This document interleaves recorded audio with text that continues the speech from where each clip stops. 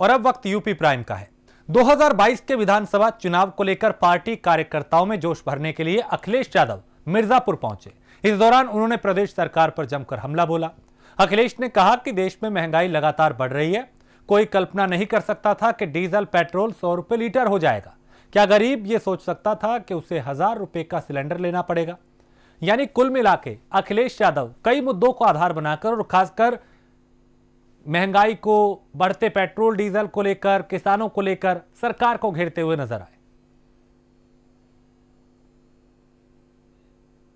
और आज के समय पर जो हमारा आपके कम्युनिकेशन का एक बहुत बड़ा प्लेटफॉर्म बनकर उभरा है सोशल मीडिया पर, कहीं न कहीं ये सुनने को मिलता है कि हमारे लोकतंत्र में और लोकतंत्र को सबसे बड़ा खतरा पैदा हो गया है।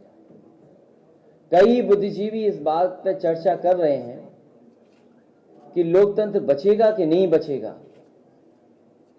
इसलिए ये ट्रेनिंग कैंप और महत्वपूर्ण बन जाता है। उत्तर प्रदेश की राजनीति और देश की राजनीति दोनों जुड़ी हुई हैं। उत्तर प्रदेश ही है जिसने देश को प्रधानमंत्री दिया और उत्तर प्रदेश ही है जिसकी वजह से आज भारतीय जनता पार्टी की पहले सरकार बनी गठबंधन के साथ, और अब जो सरकार चल रही है वो बहुमत की सरकार चल रही है, वो उत्तर प्रदेश के बहुमत की वजह से ही है। इसलिए उत्तर प्रदेश की राजनीति बहुत महत्वपूर्ण मोड़ पर पहुंची है। इसलिए मैं अपने समाजवादी साथियों को बधाई देते हुए और मैं ये बताना चाहता हूं कि आने वाले समय में जो देश के गरीब, किसान, मजदूर, नौजवान, व्यापारी, चाहे वो अगड़े हों, चाहे पिछड़े, दलित और अल्पसंख्यक हों, आज सबसे ज्यादा उम्मीद समाजवादी पार्टी पर उनको है। इधर उत्तर प्रदेश के पांचों के 5 बजट हमने और आपने देख लिए। पांचों बजट में ऐसा लगता है कि भारतीय जनता पार्टी ने जो वादा किया था जनता को, जो उन्होंने संकल्प पत्र दिया था जनता के बीच में, अगर आज मुड़ करके देखें तो भारतीय जनता पार्टी देश की वो पार्टी होगी जिसने अपने ही संकल्प पत्र को भुला दिया।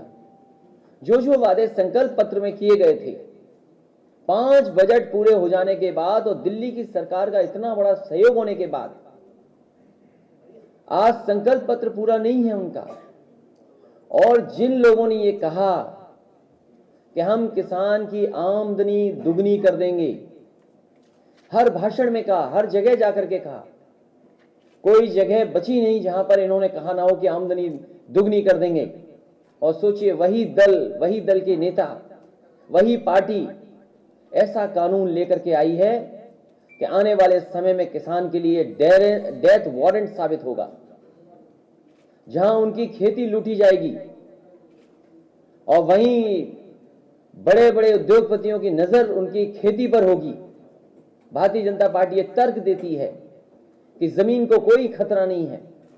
मैं आपसे पूछना चाहता हूं, भारतीय जनता पार्टी ये बताए कि जब उनके खजाने में पैसा नहीं है तो भारत की एसेट्स क्यों बेची जा रही हैं। पूरे किसानों का धान लूट लिया गया, 1100, 1200, 900 रुपए में खरीद लिया गया, कहीं एमएसपी नहीं मिली। अभी खेतों में खड़ी है सरसों। हमें बताए भारतीय जनता पार्टी के लोग कि जो सरकारी एमएसपी तय है, क्या वो एमएसपी किसानों को मिलेगी कि नहीं मिलेगी सरसों की। और जिस तरीके से महंगाई बढ़ रही है, अब तो डीजल पेट्रोल कई हिस्सों में देश के 100 के ऊपर पहुंच गया है, 100 के करीब आ गया है। और वही जो गरीबों को सिलेंडर दिया था फ्री दे करके, और आज 1000 रुपया वसूल रहे हैं ये लोग। फ्री का सपना दिखाया और आज 1000 रुपया लिया जा रहा है। समाजवादी पार्टी का ये सवाल है भारतीय जनता पार्टी पर कि जो मुनाफा हो रहा है डीजल और पेट्रोल की कीमत बढ़ने से, वो आखिरकार मुनाफा जा कहां रहा है। और याद रखिए, जिस समय डीजल पेट्रोल महंगा हो जाता है, महंगाई को कोई रोक नहीं सकता। इसलिए जहां महंगाई बढ़ रही है, खेती बर्बाद हो रही है, उद्योग लगने का नाम नहीं ले रहे हैं। मुझे याद है कि भारतीय जनता पार्टी के लोगों ने बहुत सपना दिखाया उत्तर प्रदेश की जनता को कहा कि उनकी सरकार आएगी तो इन्वेस्टमेंट लाया जाएगा। बहुत बड़े पैमाने पर आयोजन हुआ लखनऊ में। जनता को उम्मीद जगी कि शायद इस इन्वेस्टमेंट से उनका भला हो जाएगा।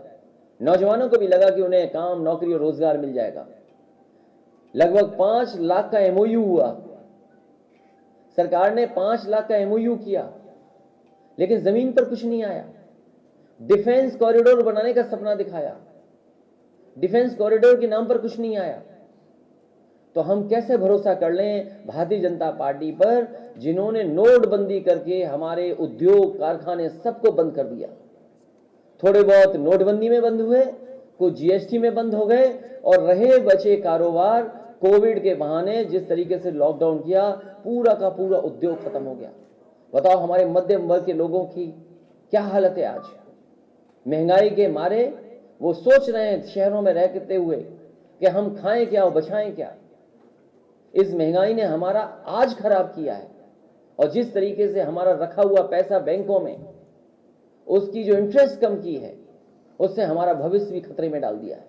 आप हिसाब किताब लगाइए, जब से बीजेपी आई है, हमारा जो जमा पैसा था, जो हमें इंटरेस्ट मिलता था एफडी पर, कितने % नीचे चला गया।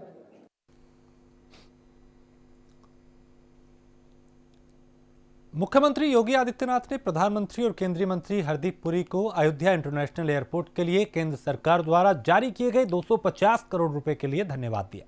साथ ही उन्होंने कहा कि अयोध्या श्री राम की जन्मभूमि है और इसको ध्यान में रखकर जिस तरीके की सहायता केंद्र कर रहा है, उसके लिए धन्यवाद। अयोध्या श्री राम जन्मभूमि के रूप में विख्यात है।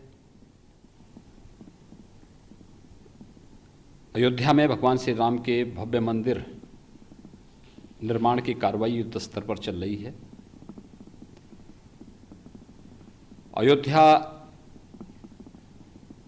भारत की सनातन आस्था का केंद्र बिंदु होने के नाते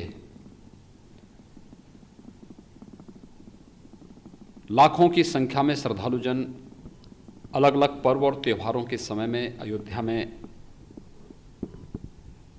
दर्शनार्थ आता है। अयोध्या में श्रद्धा और पर्यटन दोनों का एक समन्वित रूप देखने को मिलता है। केंद्र और राज्य सरकार दोनों इस संबंध में अयोध्या के समग्र विकास को लेकर के पूरी प्रतिबद्धता के साथ कार्य कर रही हैं।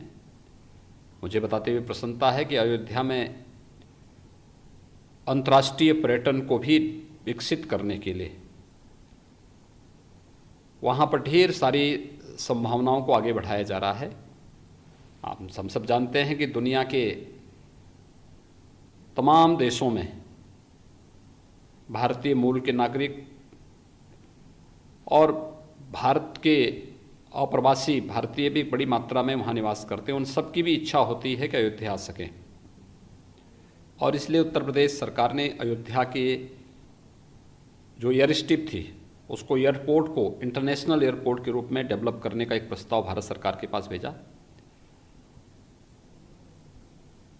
एयरपोर्ट के निर्माण के लिए लगभग 1000 करोड़ रुपए की राशि प्रदेश सरकार ने भूमि क्रय करने के लिए जिला प्रशासन को उपलब्ध करवाया है, और इसमें अधिग्रहण की कार्रवाई तेजी के साथ आगे बढ़ रही है। अब तक 377 एकड़ से अधिक भूमि हम लोग क्रय कर चुके हैं और युद्ध स्तर पर इसे आगे बढ़ा रहे हैं।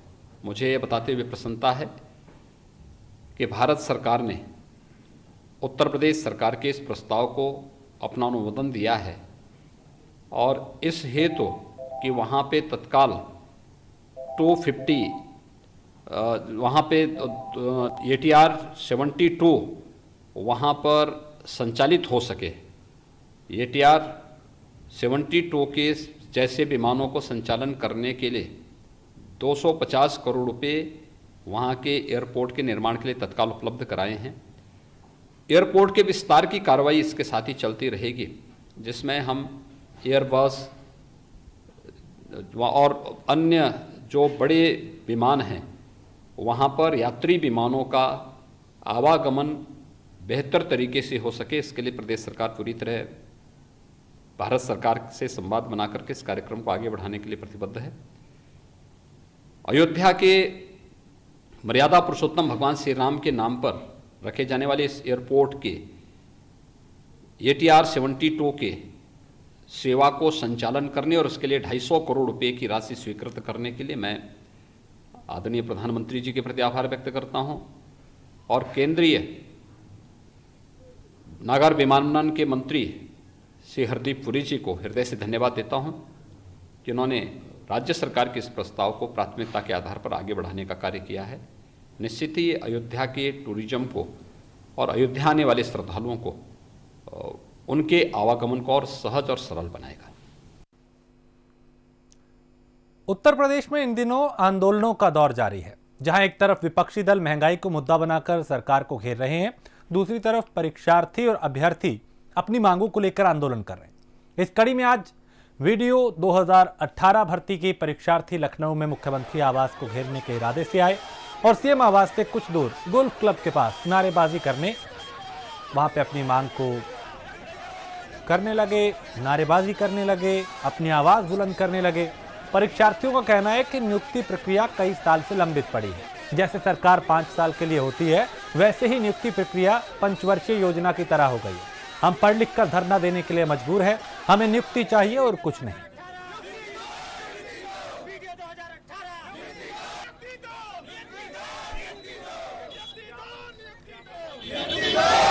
यहाँ पे छात्र अपनी मांगे भी नहीं कर पा रहे, जैसे कि हम यहाँ पे इन लोगों से बात करेंगे कि आखिर क्या मामला है। क्या नाम है आपका? सर हमारा नाम आशुतोष तिवारी है। क्या मामला है? सर हमारी एक भर्ती हुई थी ग्राम पंचायत अधिकारी 2018, जिसका परिणाम आ गया है और हम लोग चयनित हैं। हम लोग चयनित बेरोजगार हैं, जिसका परिणाम है 1.5 वर्ष से अधिक समय हो गया है, लेकिन अभी तक इसमें कोई भी प्रक्रिया आगे नहीं बढ़ाई गई। इसमें SIT जांच चल रही हुई थी, जो कि RTI का रिप्लाई आया कि 31 दिसंबर 2020 को आपकी जांच पूरी करके गृह विभाग अनुभाग 3 में भेजी जा चुकी है, लेकिन उसके बाद भी अभी इस फाइल पर कोई भी निर्णय नहीं लिया गया है।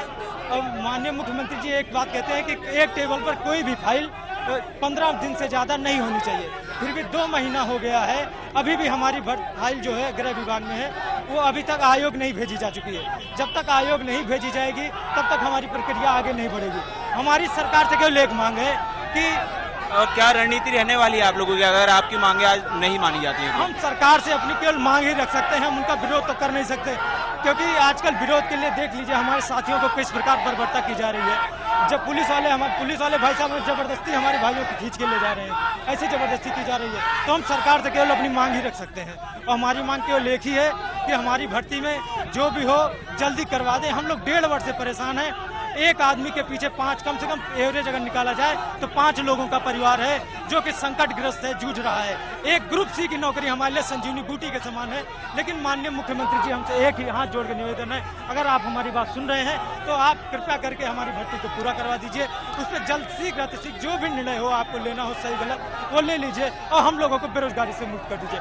हम लोग ईमानदार अभ्यर्थी हैं, बहुत मेहनत से तो जैसा कि आपने देखा कि वीडियो 2018 के छात्रों के यहाँ पे मुख्यमंत्री जी से मांगे कि उनकी जल्द से जल्द नियुक्ति कराई जाए, क्योंकि वो बहुत टाइम से परेशान घूम रहे हैं। आगे आने वाले समय में देखने वाली बात ये होगी कि उनकी मांगे कब तक सुनी जाती हैं। कैमरामैन बॉबी के साथ देवांशु, प्राइम न्यूज, लखनऊ। और यहाँ एक छोटे से ब्रेक के लिए रुकेंगे, फौरन लौटेंगे। केंद्रीय पेट्रोलियम मंत्री 2 दिन को वाराणसी दौरे पे पहुंचे, जहां उन्होंने काशी विश्वनाथ और बाबा काल भैरव के दर्शन किए। इस दौरान उन्होंने रसोई गैस की कीमत में वृद्धि के सवाल पर जवाब देते हुए कहा कि ठंड की वजह से दाम बढ़े हैं, ठंड कम होगी तो दाम भी कम हो जाएंगे। ये अंतर्राष्ट्रीय मामला है, जैसे जैसे सर्दियां कम होंगी गैस का दाम भी घटेगा, अभी डिमांड ज्यादा है।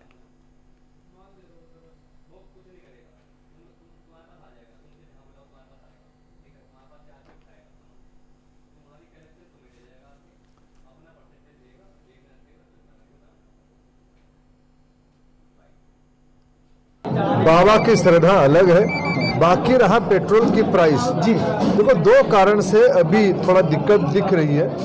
हमें लगता है कि ये लंबा समय नहीं रहेगा, उसमें से भी निदान अंतर्राष्ट्रीय बाजार में जैसे ही उत्पादन थोड़ा बढ़ेगा, हमारी उम्मीद है अंतर्राष्ट्रीय बाजार में उत्पादन बढ़ेगा, उसमें से थोड़ा नमी आएगी। 2 मूल कारण हैं।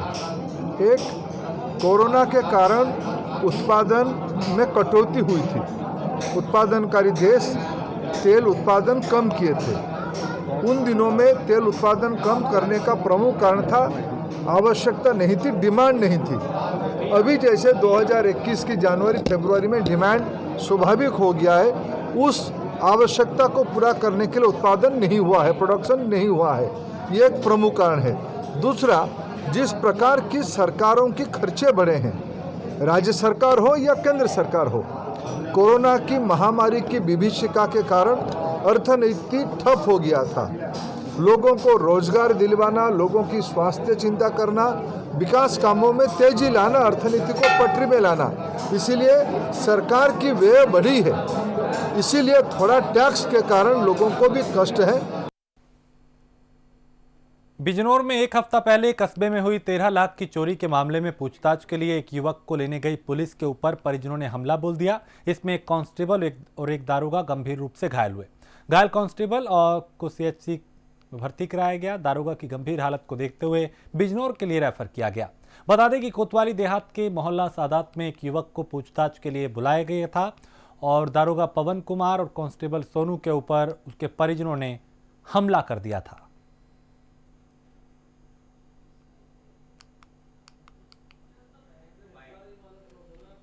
थाना कोतवाली देहात में 16 फरवरी को ग्राहक सेवा केंद्र में एक चोरी की घटना हुई थी। सीसीटीवी फुटेज के आधार पर पुलिस जांच पड़ताल कर रही थी। सर्विलांस, स्वाट एवं अन्य पुलिस टीम लगी थी, जिसमें सीसीटीवी फुटेज में एक विक्की नाम का व्यक्ति चलते हुए दिखाई दिया। उसकी बी पार्टी सरताज नवाब हमजा आज दिन में करीब 2 घंटा पहले एसआई पवन के नेतृत्व में 2-3 सिपाही गए थे इसको बुलाने के लिए, पूछताछ के लिए, लेकिन ये मनवर टाइप का है। पुलिस से वहां उलझाव पैदा किया, मारपीट पर, हाथापाई मारपीट पर उतारू हो गया। पुलिस द्वारा इसे सरताज, हमजा और नवाब को गिरफ्तार कर लिया गया है। बुलंदशहर के जिलाधिकारी रविंद्र कुमार की किताब एवरेस्ट सपनों की उड़ान सिफर से शिखर तक को उत्तर प्रदेश हिंदी संस्थान का सच्चिदानंद हीरानंद वात्स्यायन अज्ञे पुरस्कार दिया जाएगा। इस बात का ऐलान किया जा चुका है और अब किताब को पुरस्कार दिया जाएगा, पुरस्कार से नवाजा जाएगा। रविंद्र कुमार की इस किताब को पहले भी अमृतलाल नागर पुरस्कार दिया जा चुका है। रविंद्र कुमार की किताब युवाओं के बीच काफी चर्चित है। इस किताब में रविंद्र कुमार ने अपनी एवरेस्ट यात्रा का विस्तार से वर्णन किया है। वहीं यह किताब सीख देती है कि सकारात्मक सोच के जरिए सपनों को साकार किया जा सकता है। राष्ट्रकवि दिनकर की धरती बिहार के बेगूसराय जिले में जन्मे रविंद्र कुमार आईएएस अधिकारी होने के साथ साथ एक कुशल पर्वतारोही भी हैं, जो एवरेस्ट चढ़ने वाले पहले और एकमात्र आईएएस अधिकारी हैं। साथ ही चीन और नेपाल के रास्ते से 2 बार माउंट एवरेस्ट पर चढ़ने वाले कुछ गिने चुने भारतीयों में से वो एक हैं। रविंद्र कुमार ने हिंदी एवं इंग्लिश मीडियम में 2 प्रेरणादायक पुस्तकें, किताबें लिखी हैं। उनका नाम एवरेस्ट सपनों की उड़ान, सिफर से शिखर तक और मिनी एवरेस्ट है। इसके साथ ही इनकी 2 कविता संग्रह भी प्रकाशित हो चुकी हैं, जिनका नाम आंतरिक अंतरिक्ष एवं स्वप्न यात्रा और ललक है। साथ ही नई आंखें और 21वीं सीढ़ी नाम से 2 कविता संग्रह प्रकाशित होने वाले हैं।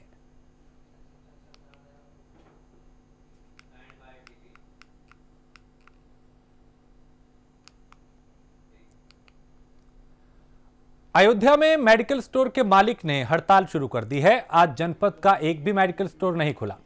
फुटकर और थोक दोनों विक्रेताओं ने दुकान नहीं खोली। ड्रग इंस्पेक्टर पीसी रस्तोगी पर भ्रष्टाचार का आरोप लगाते हुए केमिस्ट एंड ड्रग्स एसोसिएशन ने अनिश्चितकालीन हड़ताल की है।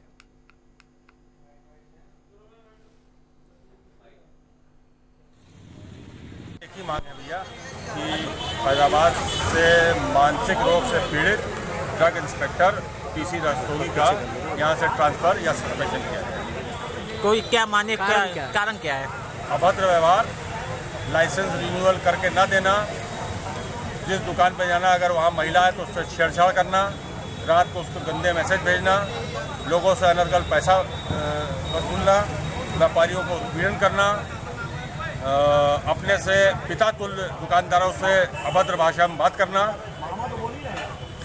इसका मान नहीं पूरी होगी क्या करेगा? हमारी दुकानें बंद रहेंगी जब तक हमारी मांग। इसकी शिकायत और कहीं आप लोगों ने किया? हम लोग शिकायत प्रमुख सचिव से कर चुके हैं, माननीय विधायक अयोध्या से कर चुके हैं, SDM साहब से कर चुके हैं। यहाँ ड्रग इंस्पेक्टर जो रस्तोगी है उसके खिलाफ ड्रग यूनियन में रोष है, उसको लेकर के इनकी मांग है कि उसके ऊपर कार्रवाई की जाए। वो मतलब अनियमितता करते हैं और उनके भ्रष्टाचार की शिकायत है। कई व्यक्तिगत मामलों में भी मुकदमे का हवाला दिया है।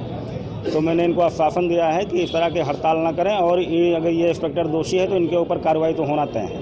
सर, जिस तरह के आज मेडिकल दुकानें बंद हैं, हॉस्पिटल दुकानें बंद हैं, सरकार द्वारा या जिला प्रशासन द्वारा कोई नहीं, ये प्रशासन के नाले में सोशल मीडिया से ही कल आया कि जो है ये हड़ताल मतलब करेंगे। हमने उसका तत्काल संज्ञान लिया है, आप लोगों से बात की है, सकारात्मक बात है, कोई ऐसी समस्या नहीं होगी। लेकिन ये दोषी इंस्पेक्टर जो भी है उसके खिलाफ कार्रवाई होगी। और इसी के साथ इस बुलेटिन में फिलहाल इतना ही। देश प्रदेश की बाकी खबरों के लिए आप देखते रहिए प्राइम न्यूज़।